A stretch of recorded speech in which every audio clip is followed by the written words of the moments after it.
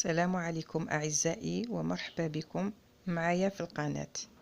اليوم كما راكم تلاحظوا رايحين نحضروا وصفة تاع كريمة الليمون.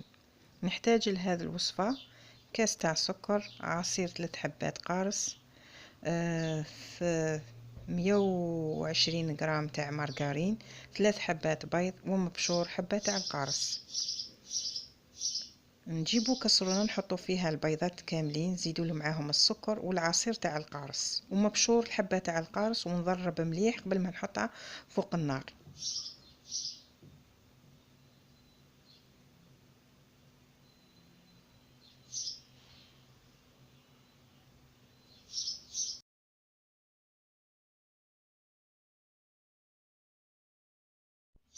لما نضربوها مليح نحطوها فوق النار حتى تثقل.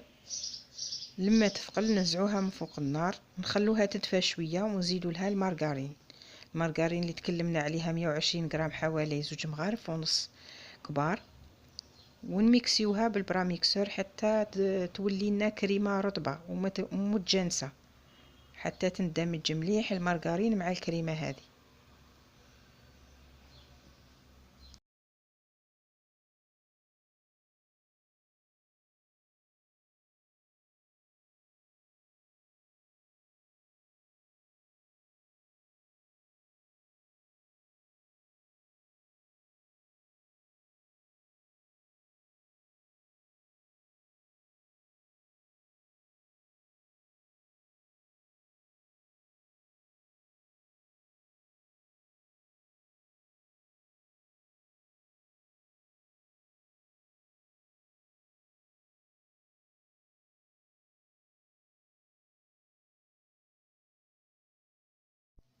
ها هي الكريمه تاعنا بعد ما كملناها، راهي واجده، وتقدروا تستعملوها في لي تارت سيترون كيما تحبوا، لي ديسير، اي نوع من التحليات اللي تحتوي على كريمه الليمون، وشهيه طيبه.